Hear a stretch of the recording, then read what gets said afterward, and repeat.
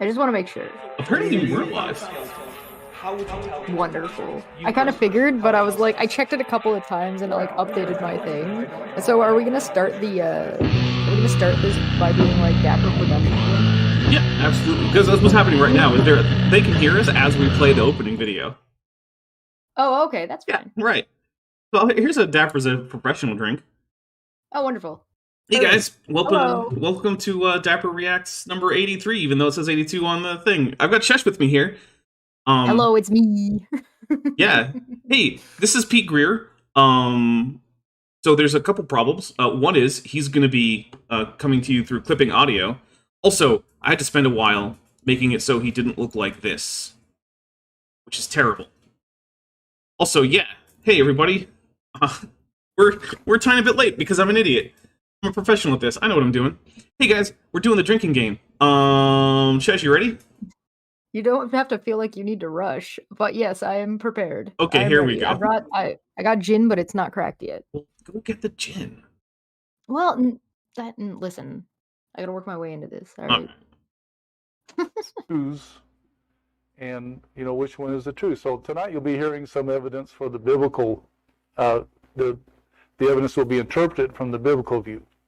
So one of the things that always bugs me about that is, right, like in science, you're supposed to not come at the data with a preconceived notion. Now, to some degree, that's always going to be impossible because, you know, everyone has their biases, everyone has their ideas about how the world works, everyone has their own ideas about what's plausible or implausible or possible or impossible, whatever, right?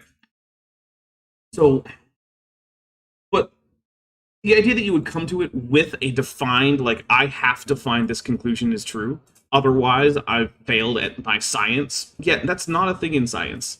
That's, like, definitionally a part of pseudoscience, right? Is when you come at the data with a conclusion in mind, and then you just cherry-pick the data to get to it. And that's what creationists do. But I also have to say that Ben, let's see, unprofessional know-it-all thick tunicate B2022 has just gifted 5 Dapper Dinosaur memberships. So let's take some drinks for that. 1, 2, 3, 4,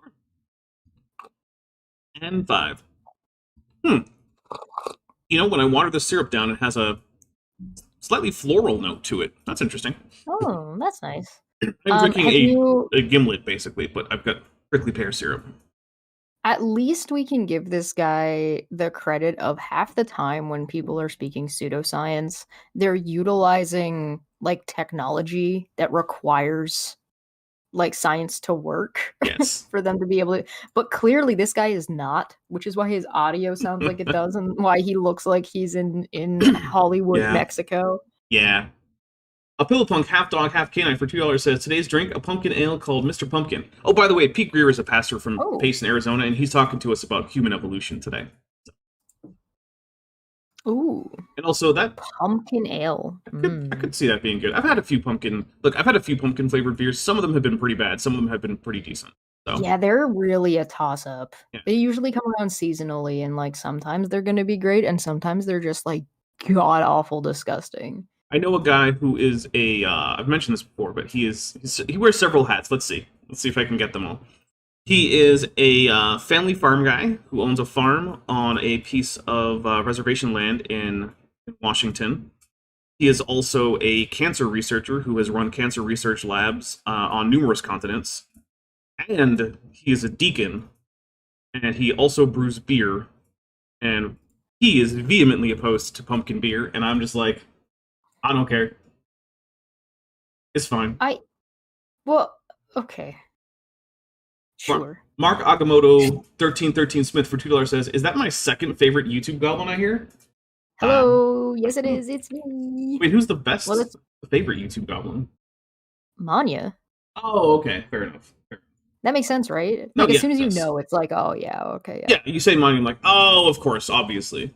Yeah. Manya's pretty great. Yeah. Utsuke, a member for 10 months, is at the Tetrapod level, says 10 months and a visiting goblin. Today is great. It is great. Oh, thank you. I'm always excited to be invited over here, even when I'm not actually invited. You left the back door open. Monty and I actually have a stream series that we did together on this channel. It's about spirit sciences, like world history nonsense.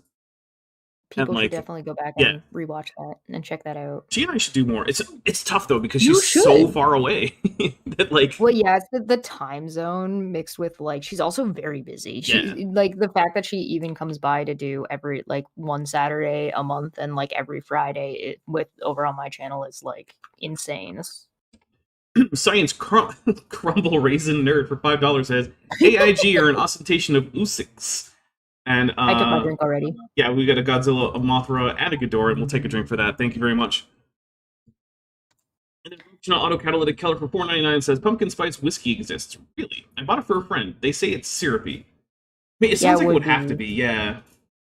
I feel like anything that's made like to be like a pumpkin spice alcohol is already suffering from trying to have like a nutmeg flavor, and that's just a struggle. That is just a struggle. You'd be so much better just switching it to almond. You know what though? I was torn today between this drink with the prickly pear syrup and just having some maple and bourbon whiskey sours where you bourbon and you put a little bit of maple syrup in there instead of like whatever sweetener you normally use. Man, but I have the prickly pear syrup that was gifted to me, and I haven't really used it much, so I wanted to make sure that would be good. I also really like the so I've got this gin and I have some maple syrup downstairs, and I'm like kind of deciding if I want to finagle something out of it, and if I do, what I want to finagle. Okay. Mark Akamoto 1313 Smith says for $2, have Manya, Chesh, and Vishanti all at once. Well, it sounds like what you're asking for is another episode of That Time of the Month. That's what that sounds like to me. I mean, except that I guess I would be here for some reason. Yeah, well, that's fine. It's not like men are not allowed to be there. I mean, fair, but it's not the focus, is having men on the panel. True. Uskea for $5 says, at least Greer's not terrorizing the local goblin with talk of former ungulate. Alright, we're gonna hit play on whatever Pete's going over, so that way we can get through more than a couple seconds of this. I've also skipped about like 3 minutes of it, just because he was like, oh, whatever. Before we move on, how do you pronounce their name? Utskhea. How do you pronounce it? So I'm going with Utskea, but I don't actually know. However, if that person would like to give like an international phonetic alphabet listing for their name, I will. Assuming I recognize all the letters, which I usually do, I will correct it. The South Geek X, who's been a member for 16 months and is at the annual level, says, I stepped in during my seaside vacation to say hi and remind everyone to be a nasty hobbit. Also, AIG is a bag of holothyroidians. Cheer. Take a drink. Are nasty hobbits just goblins? I know if not enough people have liked this by about a half an hour in, I have to quote Bilbo at them. Oh, noted. Yes. And Pillowpunk Half Dog Half Canine for $5 says, I once got a bottle of Screwball because it's marketed as peanut butter whiskey. In reality, it's a peanut butter liqueur, Godzilla. Yeah, that sounds like what that would actually be a liqueur. But you know what? I feel like that sounds like false advertising if they're calling it a peanut butter whiskey. They're probably like just under the wire for like the US like FDA definition for what a whiskey is. Oh, definitely. Because there's always those like, well, it's one of those things. Like you have to have rules for labeling products so that people can have some idea of what they're buying. But because those rules are going to be like mathematically defined, there's always going to be people who are going to be like skirting just around the edges of it. And yeah, it's one of those things where it's like this is what's going to happen. It's just like most places don't accept US bread as bread. Most places have to label it as cake. It's cake, yeah. Yeah. Because if you get like just like regular old bread from like the grocery store in the United States, it's full of sugar, which is why I never eat that stuff. And everything's full of corn. Yeah. You're all just a bunch of corn. Okay, so yeah, it's Utskea. So yeah, I was pretty much right. Utskea. Got it. I will do my best to try to remember. Thank you very much, Utskea. All right, here we go. Operational science. Sorry about that audio. That's what we do in the laboratory, and that we can repeat. We can collect data. We can compare data. We can come to conclusions that other people can check out. Now, a fun thing about that is that evolution meets all of those definitions. We do evolutionary biology experiments in laboratories. We have data that can be checked by other people, that can be repeated. We have experiments that can be repeated. And even in cases where there's not an experiment, but rather it's just paleontology, multiple people can find those fossils or look at fossils and get the same measurements and go through either the same or different statistical analyses of them and stuff like that. Sorry, what were you saying? Operational science. Yeah, So It sounds like just doing things. Like the basically, so what it basically comes down to his is microphone would be operational oh science goodness, if his audio didn't sound like ass. yeah. So there is a history of making this distinction in science. It's not just completely unique to creationism, but like it's a distinction I think Karl Popper made way back when he was Yeah, it's writing just his being ideas. abused. And yeah, it's one of those things where, like, for one thing, the distinction is mostly a distinction without a difference. And for another thing, is it's no one has ever taken it to mean that, like, quote unquote historical science, which is what he's going to contrast this with, is somehow of lesser value or less reliable. Right? It's just a matter of what is the topic under study here. Is it events in the past, or is it just principles that can be used at any point in time? Roshna Autocatalytic Keller for $9.99 says, "Praise the corn gods." Yes, the corn gods do in fact give us things like bourbon and such. So Apparently, I'm being informed that Americans are the children of the corn. I mean, in terms of like how much of our economy is based on corn, that's not You terribly know, inaccurate. I feel like that is very accurate, and I feel like that almost should be like the subtitle to America. Instead of like Land of the Free, it should be like Children of the Corn. Although I will say that as far as agricultural output goes, when it comes to Canada, there's a lot of corn there too. This is true. We got a lot of corn too. We got like 3 provinces of just Straight up corn the whole way through. flat plains. And then one province that produces about 90% of the world's maple syrup. Yes. Savage Dreadnought Armored Scooter Cobra, member for 21 months, says AIG is a bag of Julius Caesar's most friendly organ, and we will take a drink for that. Thank you. Your guys' names kill me every time. Unreal. I know. They're great. All right, let's get a little bit more Pete in here. Oh, yeah. Creationists and evolutionists do the operational or observational science exactly the same. But that's a lie, though. And here's how I know it's a lie. Because I have read creationist papers. I have looked at, like, third-party, like, meta-analyses of creationist data usage and things like that. And creationists routinely, no matter what they're doing, they routinely, on average, ignore about 90% of the relevant data to whatever they're studying. Which means they're not doing what scientists really do. Now, that's not to say that scientists typically involve literally 100% of all data that could be relevant in their studies, usually because it would take too long to find all of it.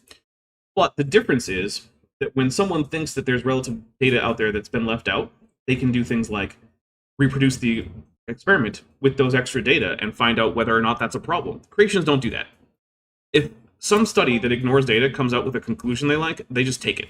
They're like, okay, cool, that's it. I get the vibe, and maybe I'm wrong about this, but that young Earth creationism is kind of, at least the way it's presented in like this portion of America, is a little bit sacrilegious. Because like they're suggesting that you would be able to redo, or that they are in fact recreating God's miracles in their own science labs, and that seems absurd to me. Yeah. Obstinate Sparrow, who's been a member for 1 whole month and is at the annual level, says, "We are the grown-ups of the corn with a Godzilla." Okay.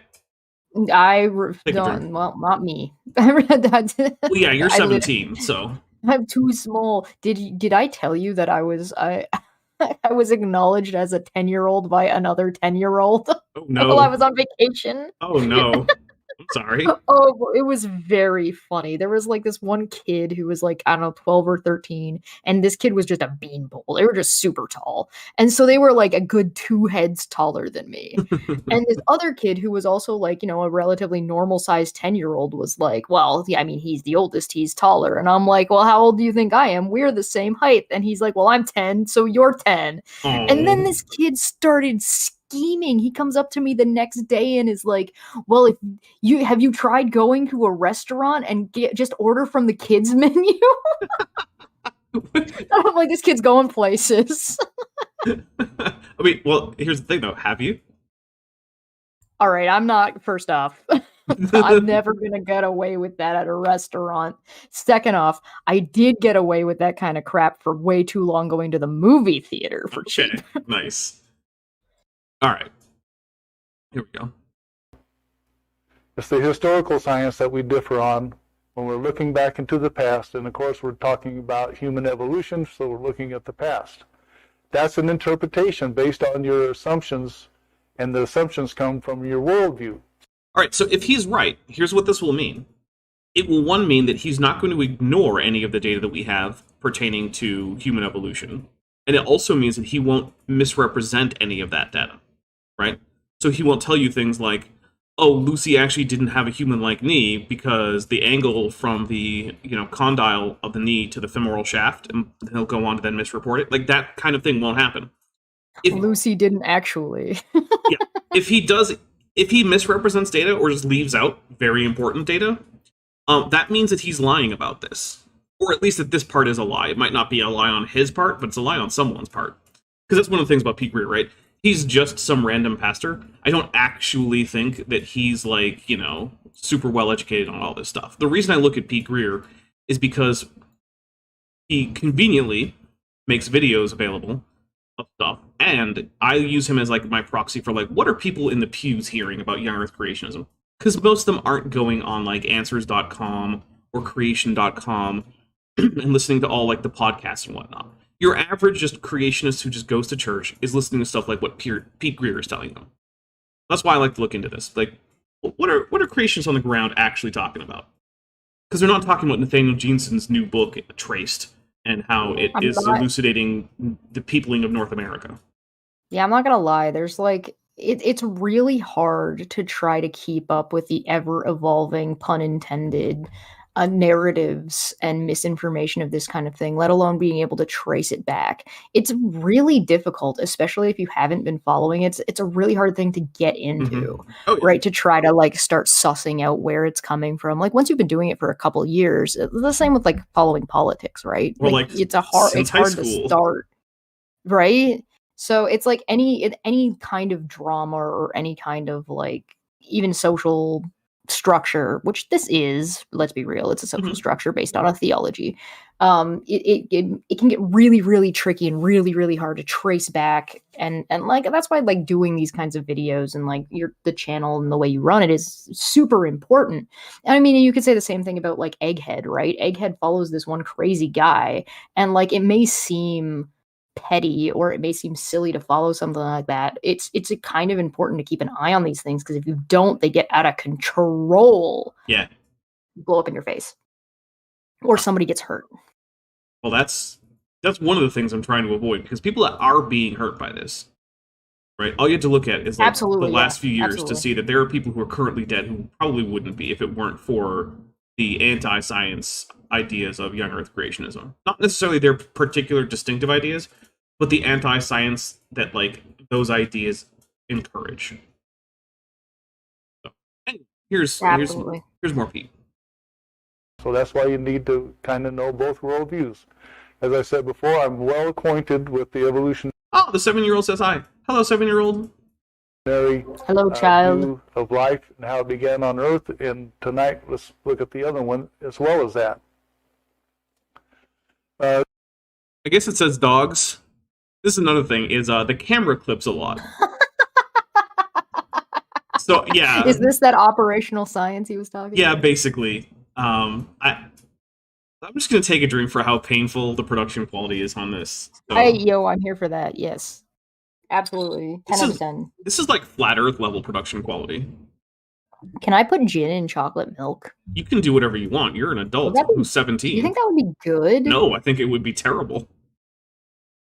But you can do whatever you want. People do it with White Russians to make a chocolate version, and it's just vodka. Why wouldn't gin work? Because gin tastes like pine needles. Then I should use hot chocolate. I guess if you want to. A piney, minty flavor and hot chocolate wouldn't be bad. You do what you want. I'm not going to put chocolate milk and gin together. Just because I'm here and I love your audience, I'm going to make the most disgusting gin drink I've ever had in my life just to suffer for the sake of this. I'm waiting for which ones of them will say, that's just gin. Oh, hey, look, it's Manya. Hi, Manya. Hi, Manya. Just a real quick primer to this is when dogs have babies, what do they have? And, well, Everybody knows, even the little Babies. kids. When I Yeah, they have puppies. When dogs have babies, what do they have? Babies. I don't know what to... I mean, he's trying to go for the whole, like, they have dogs thing, right? Like, Yeah, we but have that's him... less fun. Well, yeah. But it just comes down to, once again, creationists cannot understand what evolution is. Right? They have... And this is actually something I talked about in my most recent scripted video that's currently on early access. So, hey, if you want to watch that, go become a member or a patron. Anyway, I got into this idea that I think what might be underlying this near complete inability for creationists to understand things like how creationism is supposed to, or sorry, evolution works, or is supposed to work, I suppose. Things like monophyly, the idea that like clades remain even as new clades come about within them, so that, yeah, sure, dogs evolved from something that wasn't a dog, but they didn't lose any of their ancestry. They remain vertebrates and mammals and carnivorans and caniforms and all those things. Philip from Half Dog Half Canine says Fireball goes pretty well in hot chocolate. Now, see, that makes sense, right? Because it's cinnamon flavored. I hate Fireball.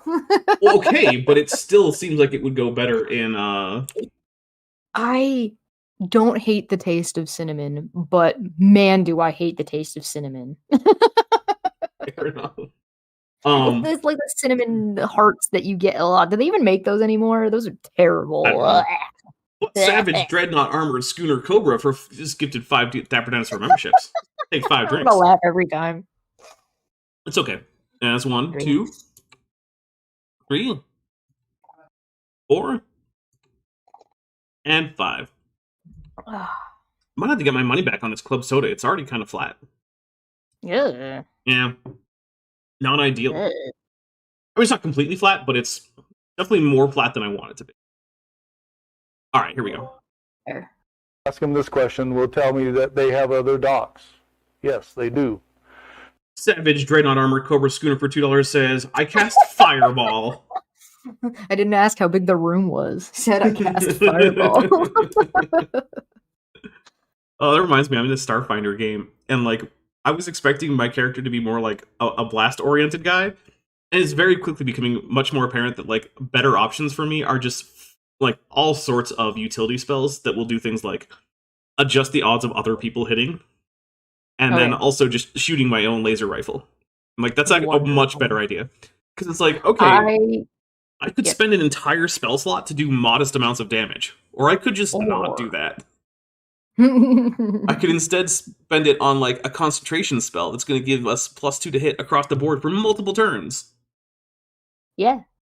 Utility. Yeah. Crypto said that unfortunately they still make those little cinnamon hearts, and now I'm like, okay, but have you considered, instead of relying on Fireball, taking those little cinnamon hearts and dissolving them in a whole bottle of vodka? That actually reminds me. Remember that time that one of your previous stalker / harasser types stopped by to ask me whether or not I ate poison? I was like, yeah, all the time. I drink alcohol, I eat nutmeg, I eat cinnamon, like all sorts of toxic stuff. What? Yeah, it's because they were reacting to the fact that every once a month, you gave your dog like 2 grams worth of chocolate, which is enough you could give like a chihuahua. Once a month. It was like, oh, it was Halloween. He got a Smartie. Like, it's still toxic to dogs. You don't eat toxins, do you? I'm like, yeah, almost every day. I eat a low dose of something poisonous almost every day. Like, all the time. That is still going around. Every so often I see a thing being like, well, Chesh abuses her dog, and I'm like, yes, my 12-year-old dog has lived for that long. It's like, this is ridiculous. Absurd. Also, hang out with Puck. Go look at my YouTube shorts if you want to see my dog. He's very cute. There is a safe amount of pretty much any toxin that any animal can ingest, and it being fine. If you have like a 20-pound dog and it eats like 2 grams of chocolate, it's gonna be fine. Yeah. It's also like, it also matters if your dog is actually allergic to chocolate, because not all dogs are technically allergic to chocolate. It's like 1 in 3 or something like that. I've not been able to find lots of corroboration for that, so I'm not sure exactly how true that is. I'd have to go and find it again. That was just what I found, but I looked that up like ages ago, because my dog ate an entire... When Puck was a puppy, he managed to climb on top of the freaking refrigerator in my apartment and got into a whole like gigantic like Costco sized tub of hot chocolate mix. Upton Sparrow and ate says, a ton of it. And I was like, my dog's about to die. So I was looking it up and he was fine. Like he was just rangy as hell because he was Yeah. like on a sugar high, but he survived. He was fine. And he's now 12 years old. And I gave him a Smartie once 3 years ago. Upton Sparrow says, Look is out. there a spell that fixes horrible audio? So the thing is, there are definitely types of audio problems that you can fix. Thaumaturgy. And there are other kinds of audio problems that it's really hard to. Clipping is just like, that's it. It's clipped. Yeah. The information Can't do that much about could that. have been there, that could have let you fix it, isn't there anymore because it's clipped. Yeah. Things like background noises or like room audio, that's the kind of thing you can usually get rid of. Reverb, you usually can't get rid of it. Clipping, you usually can't fix that. So there's certain kinds of bad audio that you can fix, and there's other kinds of bad audio that if you don't fix it, like in the recording, no amount of post-processing is going to help that. So, Pillipong Capdog Have K9 says, are psychoactive substances necessarily toxic? Not that I know of, but I do know that nutmeg can actually have some toxicity taken in extremely large amounts. Well, I mean, it kind of, yeah, it depends on like if you're going to consider something, because poisonous and toxic are two different categories, are they not? Those are different things. Everything that's poisonous is toxic. Not everything that's toxic is poison. Right. So they like, yeah, it's like ducks and dinosaurs and birds and yeah. All right, here we go. Dogs do change, but they're always of the dog kind. Right. I was going to talk about the whole kind thing, and Nimaz says, all right, Nimaz, I'm not sure. $10 says, I cast Uncrop. Okay, so the thing I was going to talk about is, it seems to me, and this is my operating like hypothesis, it seems to have a lot of explanatory power for why creationists have trouble with this, is that creationists have a Neoplatonic conception of organisms. They think about organisms as participating in some kind of ideal form, that there is some kind of idea of what a dog is that transcends any individual dog and any individual human's experience with dogs. And that the reason that we can recognize dogs is because of the degree to which the animals that we call dogs resemble this ideal form of dog. And they have this idea for other organisms too, right? Like there's a ideal cat, and there's an like ideal a collective representation. Right. Got it. And that these are separate, discrete categories that exist in some kind of like metaphysical way. And they might not think that they're literally existing, but like this is how they seem to be conceptualizing it. And now you might say, hey, why are we importing like Neoplatonism into this whole thing? Well, a big reason is because Neoplatonism has a lot of stuff to do with Christian theology, broadly speaking. Christian theology has been heavily influenced by Neoplatonism and Aristotelianism.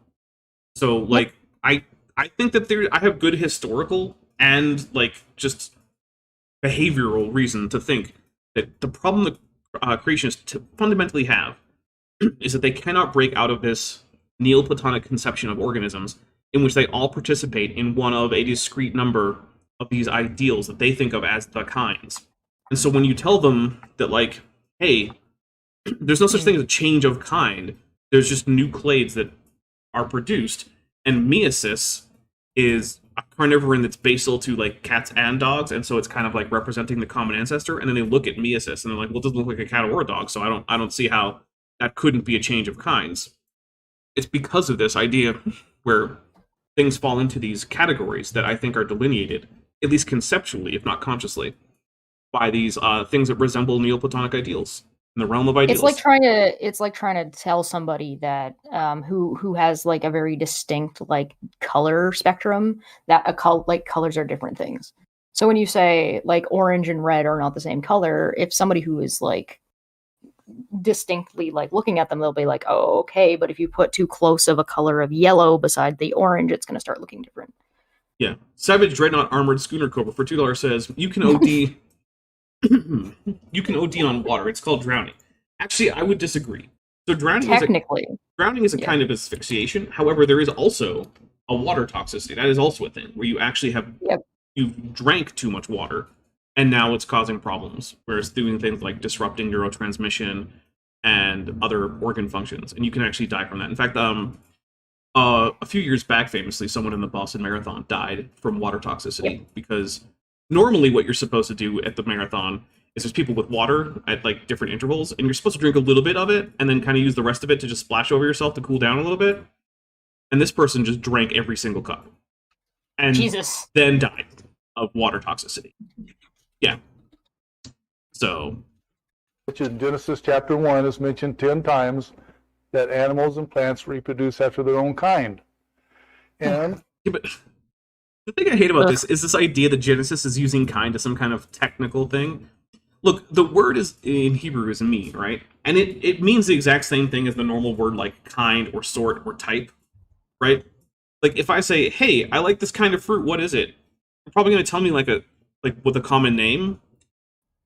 But that's not. If I say I don't like this kind of movie, yeah, like that might be a totally different conceptual category. I might mean something as like narrow as like I don't like the movies this director makes, or I don't like this genre of movie, or I don't like movies with this actor in it. There's no one particular thing that word has to mean in Hebrew. It just means a group of things that are similar to each other. And yeah, words are polysemous. Yeah, and no one is claiming that an organism should have a baby that's fundamentally different to what it's like, right? Like no one is expecting, I don't know, like an alligator to lay an egg and for a kangaroo to pop out. Like no one is saying that. Roshna Auto Catalytic Keller for 199 says, we for we radio show death. We for a we radio show death. Maybe I miss it. Maybe I just don't know enough about we radio. Da da da da da da da da da. Bum, bum, bum. Oh, you're gonna get its copyright claimed. Actually, Actually, I do have a video that's copyright claimed for exactly that music. Nintendo. Yeah, oh yeah, Nintendo are giant dicks when it comes to copyright. Mm-hmm. What I'm trying to establish here is that that's exactly what observational science shows us. We've never seen an exception to that. And I hate this chart. This is an Answers in Genesis chart. And it's like less information. And it's like, I'm sorry, what about a wolf indicates that it has more information than a coyote or a dingo or a collie or a chihuahua? Because the only thing I can think of is that those are decreasing sizes. And I want to know how you got from collie to chihuahua. I mean, so part of it is they're not saying that this is the direct descent, because they don't think that coyotes evolved from wolves. Yeah, and they they're don't calling think it less information. Right. But like even dingo to coyote is like there's all of these should be parallel, not what? Yeah, so one of the problems is like what is it about a coyote that seems to indicate less information than a wolf, but more than a dingo and more than a collie, and that a chihuahua has less than any of them? But he didn't even. Coyotes aren't even native. What? Were dingoes not introduced to Australia as like dogs that were just let out into the wild to deal with the rabbit population? Yeah. So they're not even native to Australia. I don't understand why that's a they problem. They weren't called dingoes at the time. They're literally a dog that changed or evolved into dingoes. I don't understand what the objection is on your part. The collie should be before the dingo. Why? Because the collie would have been at least like a dog that was domesticated and then released out into a place to be a thing. Like a dingo is a perfect example of what this isn't. Okay, but what I'm getting is this is supposed to be a chart of how much information is in these various forms. So what about a collie indicates to you that they should think it has more information than a dingo? I mean, the collie does have more hair. I mean, I guess. Is it like the amount of hair they have, the double coat? Well, like the dingo, I don't think does the dingo have a double coat? Hold on. Probably. I need to know this. Most mammals do. The only thing I can think of on this chart that's consistent going from one side to the other is size, right? Yeah, dingo's got double coats. Yeah, I mean, I would have expected them to. Actually, I said I did expect them to. You did, it's true. Yeah. So the only thing I can think of that is consistent on this is that these are broadly going from larger to smaller, right? But that raises some interesting questions. Like nowadays, young Earth creationists like to pride themselves on being the real anti-racists, which is a little rich, but you know what? Yeah. That's fine. You know, if they want to do like, hey, racism is dumb, and great, I encourage them to keep doing it. But I'm guessing that's a rough collie, right? I don't know. But it's the one with the long coat, like the lassie dog, right? I mean, it's washed out, so it's hard to tell. But the problem is that if you want to use physical size of an organism as a proxy for information, It's hard to avoid that having racist implications because it's hard to come away with conclusions that like say, hey, who has more information, like the Dutch or the Japanese? Well, on average, the Dutch are considerably taller than the Japanese. So by this criterion, does that mean the Japanese have less information than the Dutch as a group of people? That seems weird. I don't see why you would think that. They don't have different organs. They don't have different sized genomes. And that's also true for the Chihuahua and the Collie and the Dingo and the Coyote and the Wolf. They have the same organs. They have very similar genomes. I don't know why this is supposed to be less information. Fun fact also, rough collies are generally larger than dingoes. Not by a lot. Also, Upson Sparrow says, what about Great Danes? Do they have more information? Yep. How would that work in creation's paradigm? Yeah, that's another thing. Is that if we're going with size, then Great Danes should have more, and so should Irish Wolfhound. Yeah, Irish Wolfhounds would be like the largest. Well, and that depends on like how are you measuring size? Are you measuring size by weight, by height, by thick? Because I mean, you have some like Newfie dogs are pretty thick. By both weight and height, Irish Wolfhounds and Great Danes would be bigger than wolves. Huge. Yeah. Savage Dreadnought Armored Schooner Cobra for $5 says, so the Arabian wolf has less information than tundra wolves do. They're both subspecies of Canis lupus. Everything on this chart is a subspecies of Canis lupus. But yeah, I think that might actually be their conclusion. It doesn't make a whole lot of sense. All right, well, we'll see. Clifford the big red dog is the alpha dog. Yes. All right, we'll see what happens. What we know is that many people, including secular scientists, believe that all dogs came from one wolf-like pair of dogs. No. Jeez. I'm taking a drink. Jeez, man. Wolf-like pair of dogs. It is a population of wolves that is probably now extinct as a distinct subspecies, but that was in Eurasia. We have some of their DNA. We have some potential early dog / late in the domestication process wolf skeletons that we have associated with human remains in Asia. It wasn't a single pair of dog or wolves or whatever. The population. Personally enjoy the implication that I am the lowest form of life form with the most lost information by being small. Well, I mean, among maybe like, you know, the great apes, but I mean, we've also got things like fairy flies, which are much, much smaller. I guess. But, you know, don't take this from me. I gotta take a win where I can get it, dude. True. You're probably like the smallest ape, therefore you have the least information of all the apes. Wonderful, perfect. Yeah. I love that for me. Roshna Autocatalytic Keller for $4.99 says the Dutch would need to use more of the transporter buffer.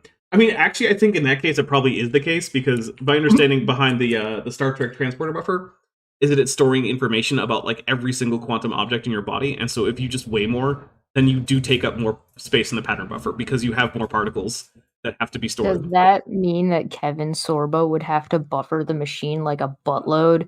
Because he was in that Andromeda show and he was the captain and they had like super dense bones and super dense muscle structure because he was from like a super dense planet.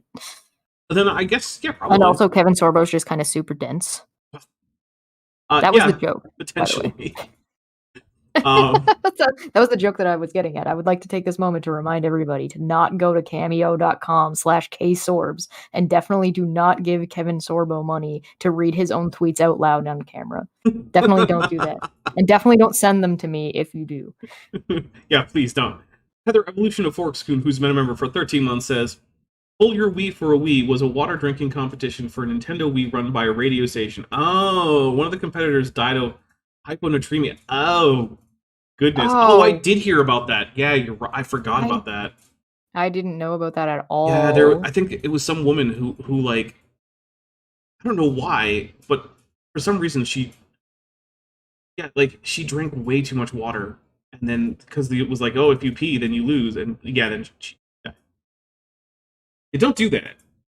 Don't host those kinds of like competitions. And if you have to use the bathroom, that's your body telling you something. You should listen to it. I'm not a doctor. This isn't medical advice. But like when you gotta go, maybe you should go. You gotta pee. Yeah. You can always save the pee for later. Yeah, you can put it in a bottle. Or jar. Yeah, or jar. Well, Anthony Riley. Or Mark a Akamoto bowl. 1313 Smith for $2 says Fenrir is the alpha. He swallows moons. Okay. Where does Sif from Dark Souls fall in? That like below Fenrir? Sif falls in best boy territory. Okay. Definitively best boy territory. I mean, he was there just minding his own business, guarding Artorias' grave, and then you come in like a jerk and go and kill him for no reason. And he tries to save you from Artorias' fate as well. Yeah. And like, oh, it's so depressing. Yeah. FromSoft, why you gotta make me kill the best boy? Come on.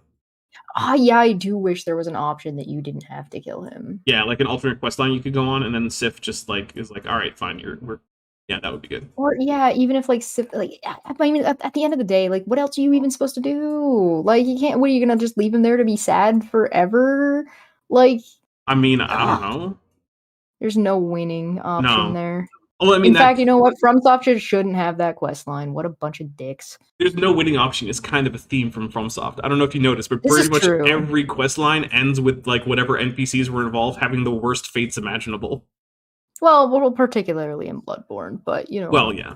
I mean, heck, even in Elden Ring, like there's that one quest line where you go work for the sorceress, and in the end, she gets turned into a giant stone ball that's still conscious of her torments.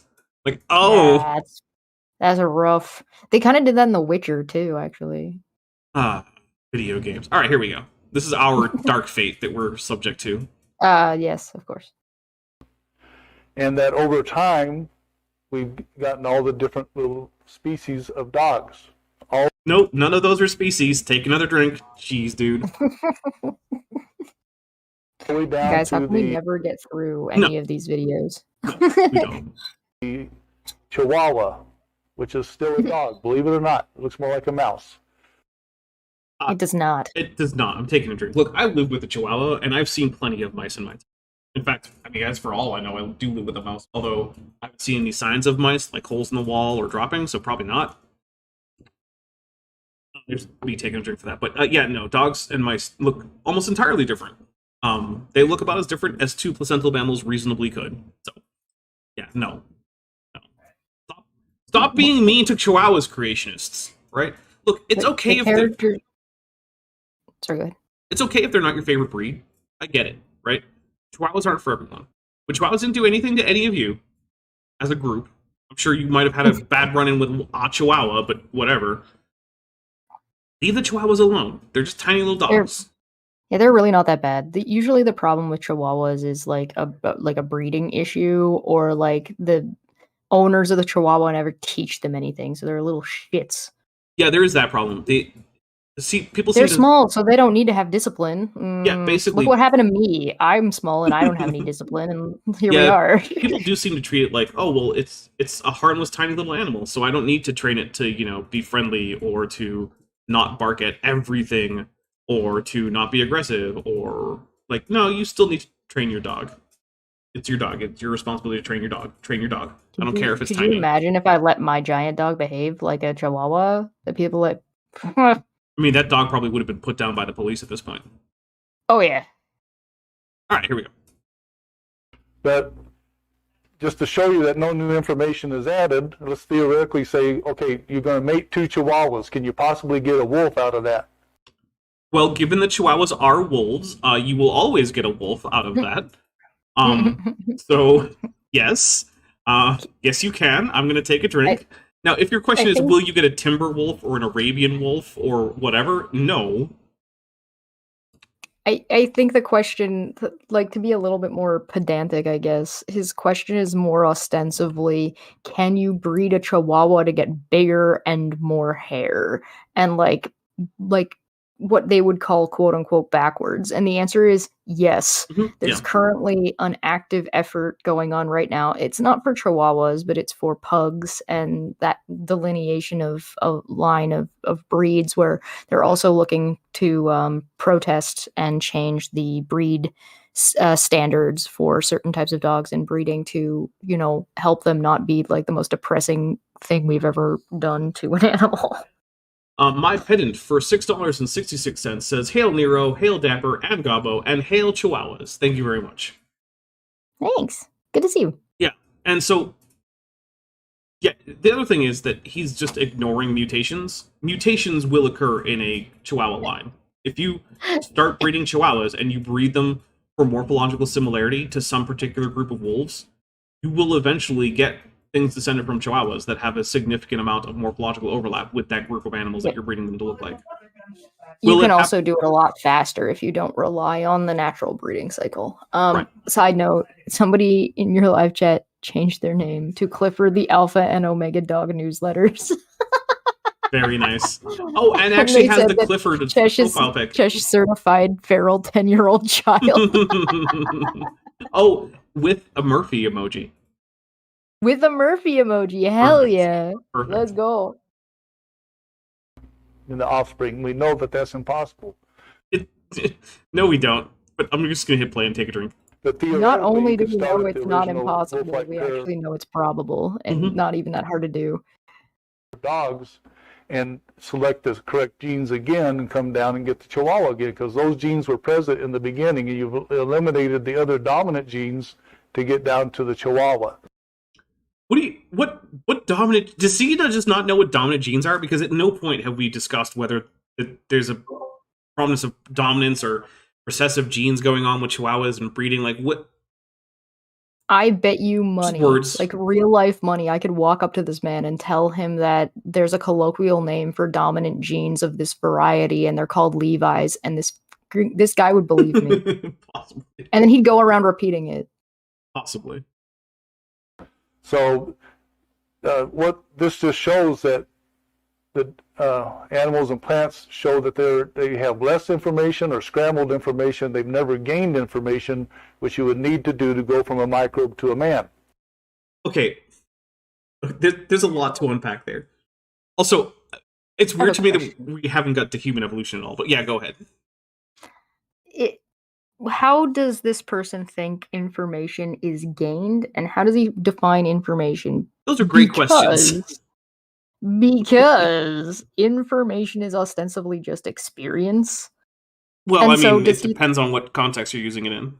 Right. So does he think that, like, because like a dog isn't as sentient as we are, that the dog does not gain experience or information? No, so he's talking about something as an individual. He's conceptualizing this information as inherent in the genome to some degree. Sure. So, sorry. The problem is that he does not actually have a way to determine which organism has more information, right? Because he's also defining a group as an individual or a singular, and is implying that a singular pairing is what made the next pair. So does it not then follow that that pairing would have garnered information over their lifespan to then that the genes would then make some kind of a decision? Because that seems to be his implication. So I don't think he's trying to imply that. I do believe that he is generally operating under the idea that the Weissman barrier, although I don't know if he knows that term, is largely operational in organisms. But the thing that is contradicting his idea is because, remember, he thinks that all dogs descend from one pair of wolves. But here's a problem with that. There are more alleles in dogs than you can fit in 2 wolves. Because remember, maximum number of alleles for any location in the genome with 2 individuals that are diploid, like wolves, is 4.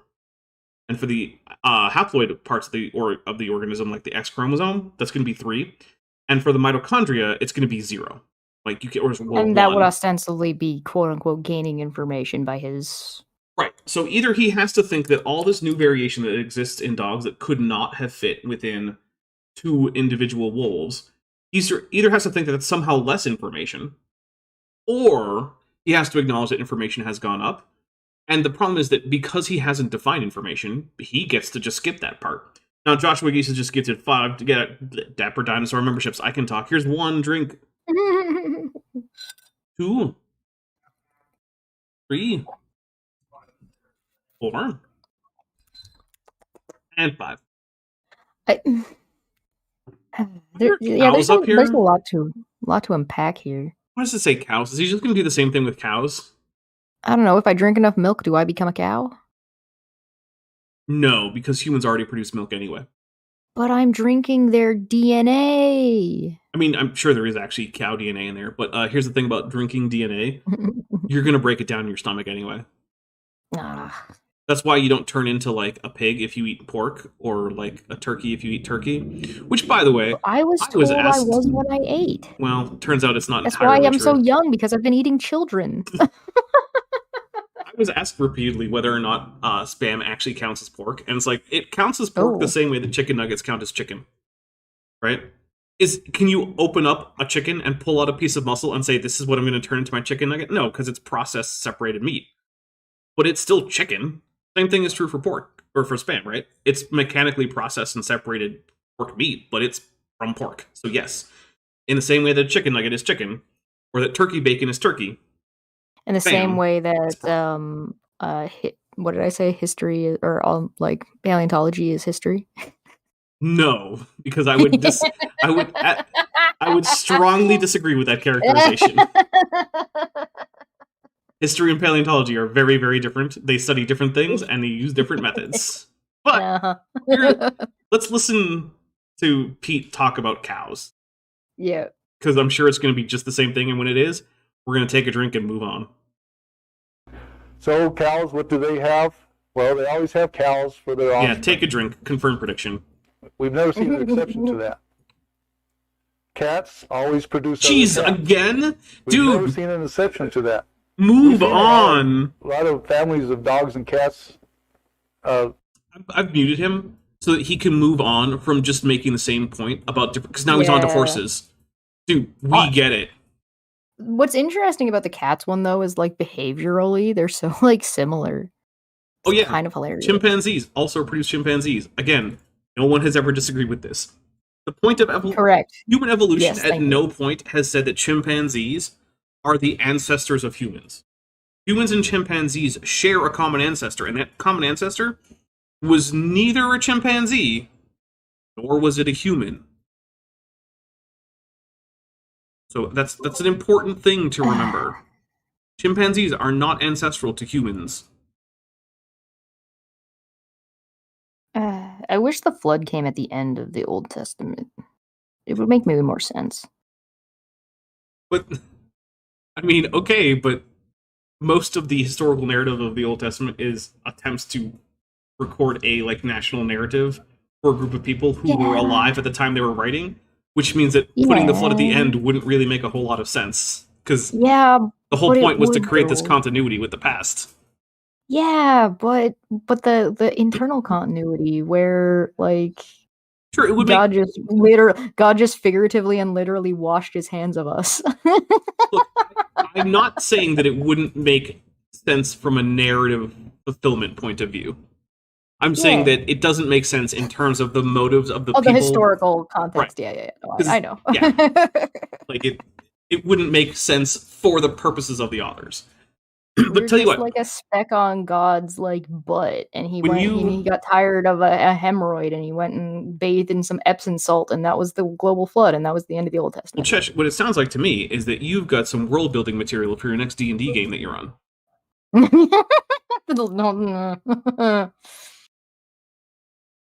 right, what else is he going to talk about other than chimpanzees? You're going to get to humans? If he gets to humans, we're going to unmute him. This man who says that the article that was touting his work was... Is that Lenski?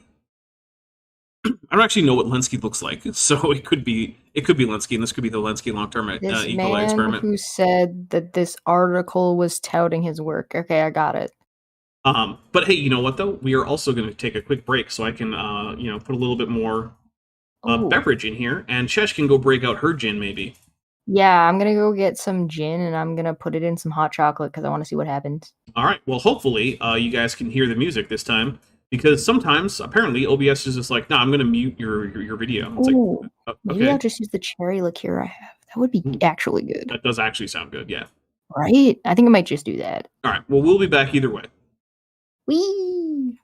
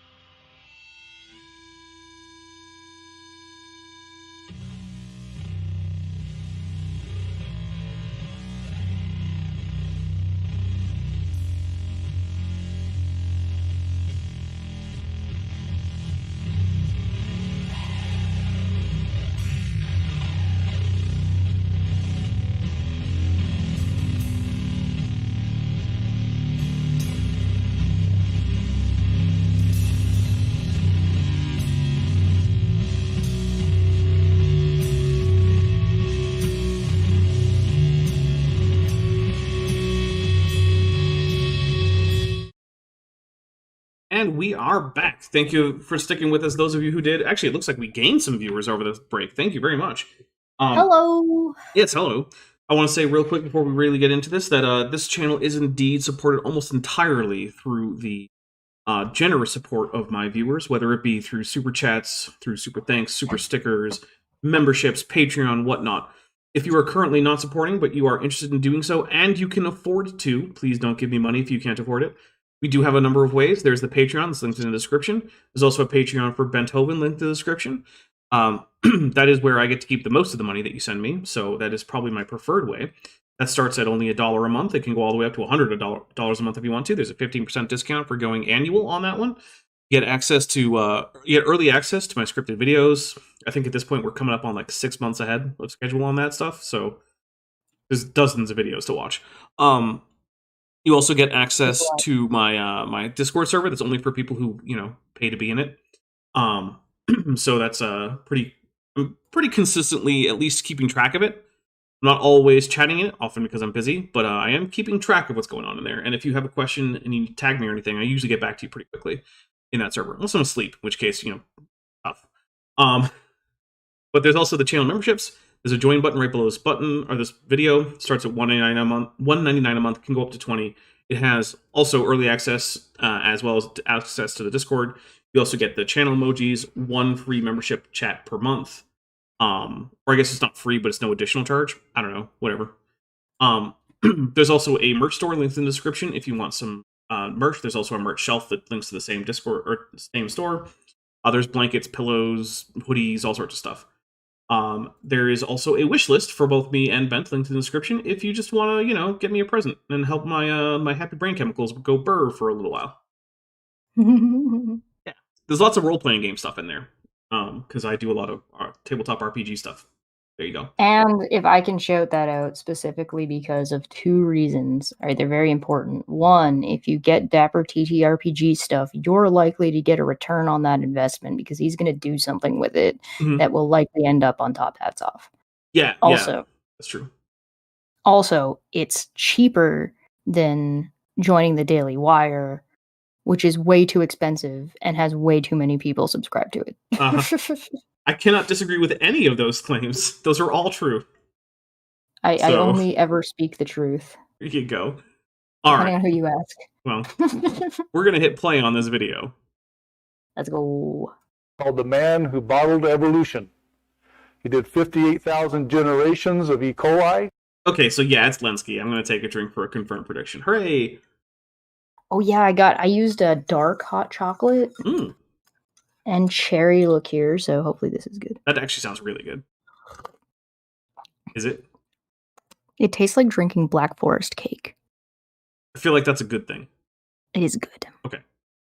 It's good. 6.6 generations per day. He ended up with 12 replicate populations of E. coli bacteria. No, that's how he started. That's literally how it started. That's backwards. Oh my goodness, I'm taking a drink. We're going to read the Roshna thing, and then we're going to go over why that's complete opposite of what he should be talking about. I am officially joining the drinking game. I have been taking drinks, but they were non-alcoholic. So now I'm taking alcoholic drinks. So we in this. Roshna Autocatalytic Color for 999 says, according to the first command of Leviticus 19:19, diverse kinds can interbreed. It's just against the law to do so, making cows beget cows more of a rule than nature in the Bible. Is it like against the law for a person to interfere to make them breed? But if they like interfere within each other on their own, it's not illegal? Or are we trying to impose the law, like human laws on nature? I mean, I don't think that the laws in the Bible are supposed to even internally apply to non-humans. So, like, I guess animals can just go do stuff. Yeah, fair. Yeah. So, the Lenski long-term E. coli experiment started out with 12 replicate populations, by which I mean he basically tried as hard as possible to get as small an initial, as homogenous an initial population as he could in each of the 12 flasks that he started with. So he started by isolating a very, very small sample, of E. coli by doing these streaks. Basically, what you do is you have a colony, right? You take a little swab, then you streak it across your agar plate, and you twist the agar plate as you go. You incubate that a little bit. And the idea is supposed to be that any one colony that grows is going to have been seeded by a very small number of the initial E. coli bacteria. And so you can do this a few more times to try to get basically as close to a clonal group as possible, right? And then once you have what you have reason to suspect is more or less genetically identical populations, then you separate them into your 12 flasks, which is what Lenski did. And that's the 12 replicate populations that are being talked about. That's the initial seed of this experiment. So he started out making 12 genetically identical populations so that he could use them as controls against each other. And then the experiment proceeded. And now, the 12 different populations have actually given rise to genetically distinct groups of E. coli that do different things, some of which no longer actually meet the standard definition for E. coli. That's cool. Asta answers in my posterior review.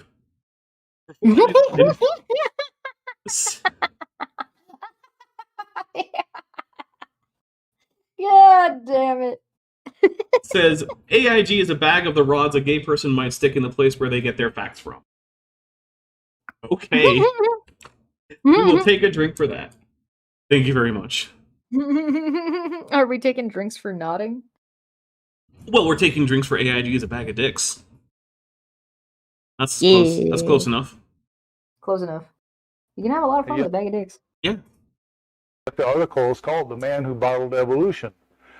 Yes, that's because in those flasks, over years at this point, decades, evolution has observably occurred. Well, the type of evolution I'm talking about tonight is macroevolution, one kind of animal changing into another kind of animal. Okay, well, since there's no such thing as a kind, and creationists have never defined it, we're going to go with the actual definition for macroevolution, which is evolution at or above the species level. And one of the things I want to point out is that because at least one line in the Lenski long-term E. coli experiment no longer meets the definition of E. coli, which is one part of that definition is an inability to metabolize citrate in the presence of oxygen, and one of his groups actually can do that now. He has, in fact, provided an example of macroevolution in a laboratory. We don't have a real argument, nor do we have actual experiments nor science backing us up. So I guess we will use arbitrary semantics. Mm-hmm. It's just word games. Word games. Yep. Pete is just hoping that if he plays enough word games, then suddenly science will stop working. I mean, I really hope that's not the case. I feel like we would all be in a lot of trouble if that were the case. Well, it's not the case. It's just that that's what he wants to be the case. I don't think he does. I don't think he would like the consequences of that. Well, see, I don't think he understands what the consequences actually would be. I think he likes what he thinks the consequences are. Yeah. He likes his imagined consequences. The real consequences, yes, would be horrifying. Yeah, that's one of those situations where he regrets it when it's too late. Mm-hmm. The E. coli, which is a bacteria which only has one strand of DNA. Like bacteria, generally. Yep, true. That's just how bacteria normally work, okay? Did not change into another type of bacteria. I mean, it's turned into a new species, so yes, it did. We'll take a drink. Yeah, I took my drink already. Also, I love how it's like, the kind in this case is like all of bacteria, a group that has far more diversity than all of animals. It's like, if bacteria get to be a kind, then sorry, Pete, but you're in the same kind as a jellyfish. Like, sorry. After 58,000 generations, so we did not observe any change from the kind even in 58,000 generations. Just drink for the lies. Evolutionists often say we haven't had enough time. We have had enough time. Because so I accidentally hit the plus button twice, and then I hit the minus button to refresh that, but then I realized that that's a Dapper's a professional, so I'm going to hit the plus button again, and now we're going to take a drink for Dapper's a professional. Oh, let's go. We're in it to win it today. In my book, you can add every living thing that there is on the earth up. All animals and plants. We've never seen one kind of animal or plant become another kind of animal or plant ever. Okay, but since we don't know what you mean by that, the only thing I can go on is speciation, which is what macroevolution actually is. And we've observed that all over the place in both plants and animals. in all of observational science. Experiments like this show that even bacteria can't change into another kind of bacteria. Except for the fact that they did if kind means anything like species. But he already said they did. He said that it changed from one bacteria to another, but it wasn't but it was still bacteria. Now he's saying that bacteria won't change into a different bacteria, except he already acknowledged that it did. He doesn't have a consistent idea of what he's talking about. He doesn't have a consistent. Yeah, well, I mean, here you go. But that's part of the problem, is like he doesn't actually know what any of the words he's using mean, right? Like if you ask Pete Greer to define what a bacterium is, do you actually think he could reliably tell you what bacteria are? I don't know. Do you think that this is the type of guy who knows what a pronoun is? No. I think he thinks he knows what a pronoun is, and I bet he's the kind of guy who would complain about pronouns in bio. While also having a bio that itself is full of pronouns of various different persons, types, and all that stuff. If it were me, I would immediately be like, pronouns in bio, but we're not talking about the technical definition of biology right now. You're talking about my Twitter bios. You shouldn't be calling it that. Yeah, that's not biology. I'm a weenie. Asta answers in my posterior review for $4.99 says, see, bacteria is a kind because I'm ignorant. Same for Onychophora and Annelida. Ooh, I do like some Onychophorans. But Homo and Pan, not the same kind. Because my name, and then there's an unknown object. Sorry. But, yeah, no, I mean, the fact is that it's... What counts as quote-unquote a kind gets more and more restrictive the more that, quote, kind is like a human, right? So, if it's like, oh, apes? Oh, we're going to draw the line, like, between genera or even species with apes, right? Very, very narrow kinds. Beetles, it's one kind. Bacteria, that's one kind. Like, whoa. These are gigantic groups of organisms. If we were allowing every single, like, beetle or frog, which is another kind that I've heard creationists claim, is the same, then you have to include far more differences than there are between humans and chimpanzees by orders of magnitude, like just so much more. It's basically like it seems to me that it's almost just like the bigger the mammal is. I mean, right, like physically bigger, right? And like when it goes into mammal, because like frogs are, right, and then like beetles, and like you're not gonna have like a sizable difference between, like, it's like, oh well, no. How much do I learn about this animal in grade school? That's what defines it. So it's yes and no, because I've also seen creationists count all cetaceans as one kind. So like, Grungavaldi Gurnison for $5 says, with their 5th super chat, allegedly, because I feel like I've read more than 5 super chats from you, says, did AIG ever print how they arrived at their 1,400 kinds, or even what they were? So, kind of. Basically, they have a kinds list at the Ark Encounter, which Gutsa Gibbon has helpfully compiled into a Google Sheets document. And she's very handy. I mean, she took pictures of their kinds list at the Ark, and then just sat down at her computer after her trip there, and just like started entering them in, using their little classification scheme. They have not really published, as far as I know, a detailed list of how they arrived at those particular kinds and what justification was for each of those kinds. And in part of that is that they also don't have a definition for a kind that they hold to consistently. In fact, one of my favorite things about AIG is that they say that one of the reasons that they have certain kinds is because what they call the cognitum. The cognitum is just a fancy way to say, well, it kind of looks like it's the same, so I'm going to call it the same. I love that we're talking about a group of people who cannot get past, oh, it kind of looks like a thing. Yeah. Yeah. It's like, yeah, like, so they split up. Skin deep, eh? They split up the family Bovidae, because most of their mammal kinds are along family lines, right? So like Canidae gets its own family, Felidae gets its own family, Ursidae gets its own family. That's the dogs, the cats, and the bears. But they split up Bovidae, which is the family that includes sheep and goats and cattle and antelope. Well, it's just as arbitrary as saying, like, is there a Pokemon variant of this animal? Yes, no. Yeah. But they split up Bovidae into cattle, sheep and goats, and antelopes as 3 different kinds. And their reasoning is just, well, it kind of looks like it should be. Okay, cool.